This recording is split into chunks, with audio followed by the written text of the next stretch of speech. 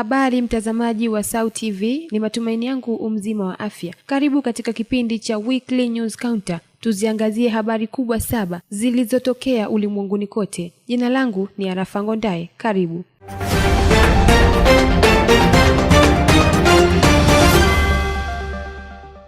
Rais wa Urusi Vladimir Putin amefanya mazungumzo ya kufikia makubaliano ya amani na wajumbe wa rais wa Marekani Donald Trump.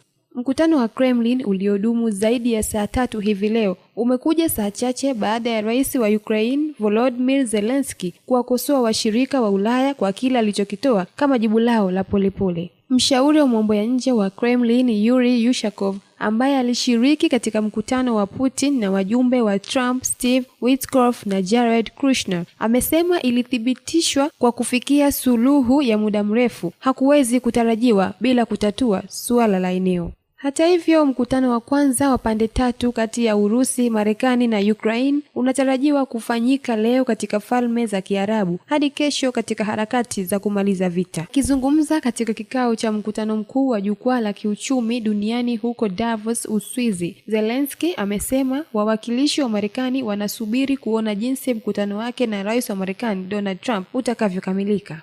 Ameongeza kuwa Warusi watakuwa tayari kwa maelewano kwa sababu sio upande wa Ukraine pekee ambao unapaswa kuwa tayari kwa maelewano.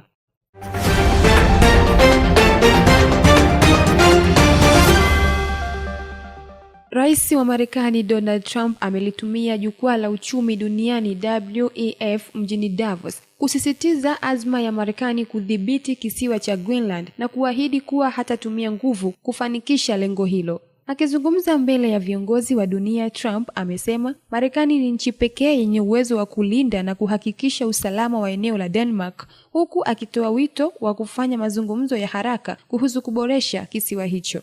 Aidha, viongozi wa Greenland na Denmark wamechukua msimamo thabiti kupinga madai ya Donald Trump kuhusu kuwepo kwa makubaliano ya mustakabali wa kisiwa hicho, huku wakisisitiza kuwa hakuna mazingira yoyote yanayoruhusu kukabidhi sehemu ya ardhi yao.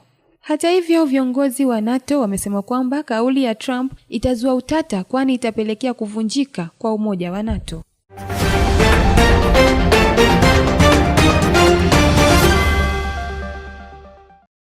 Hali ya hewa kali ya baridi na dhoruba zinazoendelea katika ukanda wa Gaza zimezidi kuwa tishio kubwa kwa maelfu ya wakimbizi wanaokabiliwa na mgogoro wa kibinadamu unaoendelea. Mvua nzito, upepo mkali na mafuriko yamesababisha uharibifu mkubwa wa mahema na makazi ya muda, na hivyo kuacha watu wengi bila ya kinga dhidi ya baridi kali na maji machafu.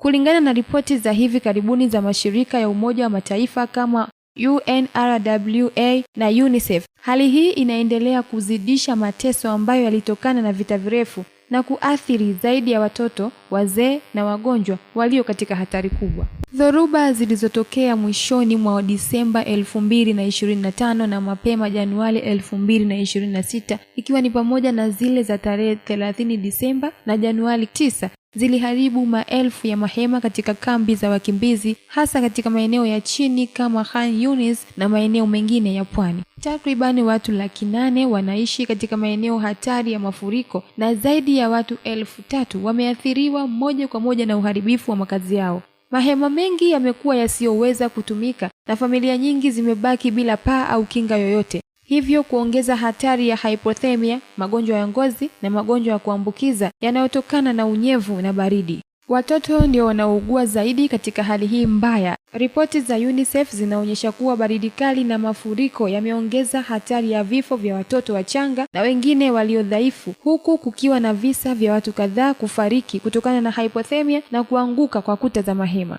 Mashirika ya kibinadamu yanaripoti kuwa takriban watu milioni 1 wanaishi katika hatari kubwa ya baridi kali, magonjwa na ukosefu wa huduma za msingi kama maji safi na huduma za afya. Uharibifu wa miundombinu ya awali kutokana na vita umefanya iwe vigumu zaidi kwa misaada kufika haraka na hivyo kuongeza mateso.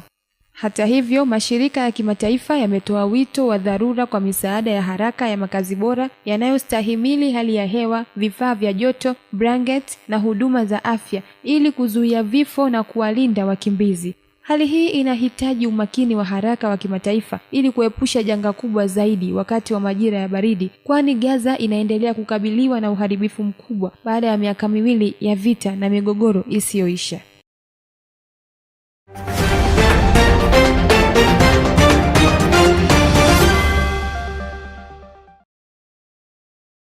Marekani imejiondoa rasmi kutoka kwa shirika la afya duniani WHO na kuacha shirika hilo la Umoja wa Mataifa bila ya mmoja wa wafadhili wake wakubwa. Uamuzi huo ulifanywa na Rais wa Marekani Donald Trump, ambaye alitia saini agizo kuu la kuashiria kujiondoa mwaka mmoja uliopita baada ya kukosoa shirika hilo na kuipendelea China wakati wa janga la COVID-19. Idara ya afya na huduma za kibinadamu ya Marekani ilisema ilichukua uamuzi huo kutokana na madai ya WHO kushughulikia vibaya janga hilo, kutokuwa na uwezo wa kufanya mabadiliko na ushawishi wa kisiasa kutoka kwa wanachama. Hata hivyo, WHO imekataa madai haya na mkurugenzi wake Tedros Adhanom alisema kujiondoa huko ni hasara kwa Marekani na dunia kwa ujumla. Ikumbukwe kuwa Marekani ilikuwa mmoja wa wafadhili wakubwa wa WHO, lakini haijalipa ada zake za mwaka 2024 na 2025 ambayo tayari imesababisha upotezaji mkubwa wa kazi katika shirika hilo. Hata hivyo, Marekani inadaiwa zaidi ya milioni 130 kwa WHO. Kujiondoa kwa Marekani kutoka WHO kunaweza kudhoofisha mifumo na ushirikiano ambao dunia inategemea kugundua, kuzuia na kukabiliana na vitisho vya kiafya. Shirika hilo lilitaja jitihada zake za kimataifa na kukabiliana na polio, ukimwi, vifo vya uzazi pamoja na mkataba wake wa kimataifa kuhusu udhibiti wa tumbaku. WHO imeendelea kufanya kazi na nchi wanachama kuunda mkataba wa kimataifa wa janga kwa lengo la kuzuia, kujiandaa na kukabiliana na janga la siku zijazo, pamoja na kugawana chanjo na dawa kwa haki zaidi duniani.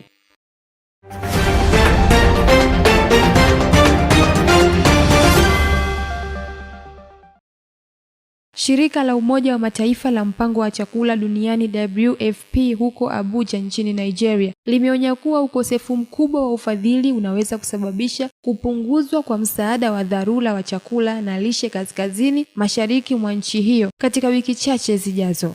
WFP imesema Nigeria inakabiliwa na moja ya migogoro mibaya zaidi ya njaa katika nyakati za hivi karibuni. Takribani watu milioni 35 wanakadiriwa kukumbwa na uhaba mkubwa wa chakula wakati wa msimu wa upungufu wa chakula wa mwaka 2026, kulingana na takwimu za hivi karibuni za Kadri Harmonize, sawa na mfumo wa kutathmini hali ya uhakika wa chakula IPC kwa Afrika Magharibi na Kati. Kati yao watu wapatao 15,000 katika jimbo la Borno wako tayari katika hatari ya njaa ya kiwango cha janga cha IPC daraja la 5. Kati yao watu wapatao 15,000 katika jimbo la Borno wako tayari katika hatari ya afya ya kiwango cha janga cha IPC daraja la 5, hatua moja kabla ya baa la njaa. Hivi ndivyo viwango vibaya zaidi vya njaa vilivyorekodiwa katika kipindi cha muongo mmoja. Huu si wakati wa kusitisha msaada wa chakula. Hatua hii itasababisha madhara makubwa ya kibinadamu, kiusalama na kiuchumi kwa watu walio hatarini zaidi, ambao wamelazimika kuyahama makazi yao wakitafuta chakula na hifadhi. Suluhu za kibinadamu bado zinawezekana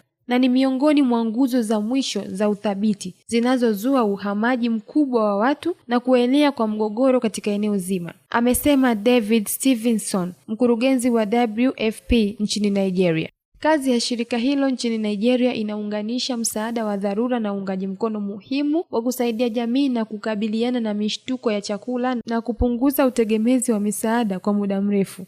Hata hivyo, kurejea kwa vurugu kumeharibu vibaya jamii dhaifu za vijijini, kuwafanya watu kuyahama makazi yao, kuharibu akiba ya chakula na kuongeza kwa kasi viwango vya kutisha vya njaa na ukosefu wa usalama. Katika kipindi cha miezi 4 iliyopita pekee, ni watu milioni 3.5 wamelazimika kukimbia makazi yao, huku 80% wakiwa kaskazini mwa nchi.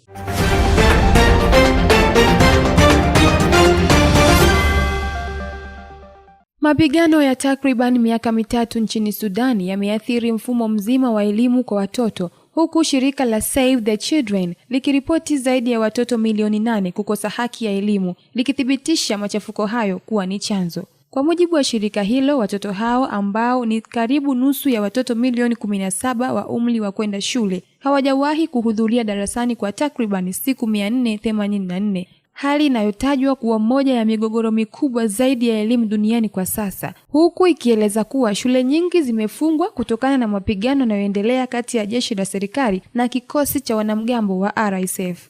Baadhi ya shule zimeharibiwa vibaya na mashambulizi ya mabomu, huku nyingine zikigeuzwa kuwa makazi ya muda kwa takriban watu milioni 7 waliokimbia makazi yao kutokana na vita. Hali hii imefanya watoto wengi kukosa mazingira salama ya kujifunzia na kuathiri mustakabali wa elimu nchini humo.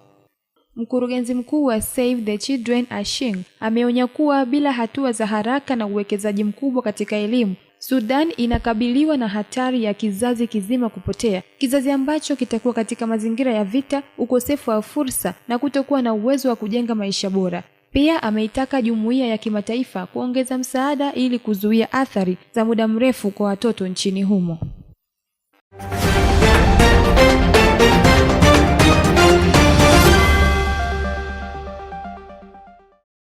Takriban wafuasi 30 wa upinzani waliuawa na zaidi ya watu 2,000 kukamatwa baada ya uchaguzi wa Januari 15 nchini Uganda.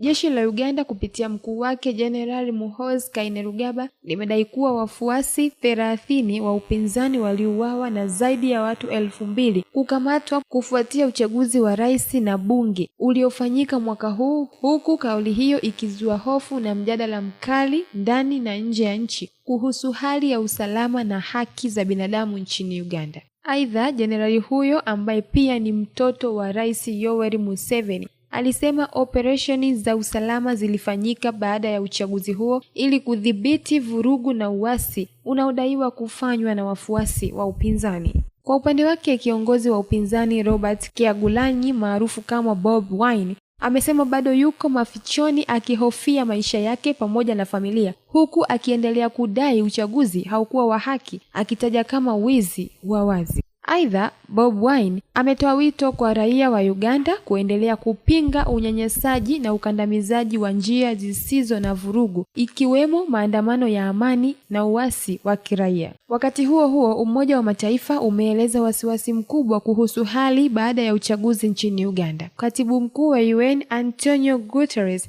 alisema anafuatilia kwa karibu ripoti za kukamatwa, kuzuiliwa na matumizi ya nguvu dhidi ya wapinzani, akisisitiza umuhimu wa kuheshimu utawala wa sheria na haki za binadamu. Pia, Umoja wa Mataifa na Umoja wa Ulaya wamezitaka pande zote nchini Uganda kujizuia na kulinda haki za msingi za raia, wakionya kuwa kuendelea kwa hali ya sasa kunaweza kuhatarisha amani na utulivu wa nchi hiyo. Mtazamaji, hadi kufikia hapa, huu ndio mwisho wa habari hizi. Endelea kutufuatilia kwenye mitandao yetu ya kijamii kama Instagram, Facebook pamoja na TikTok kwa taarifa zaidi. Kwa niaba ya jopo zima la uandaaji wa kipindi hiki, jina langu ni Arafa Ngondae.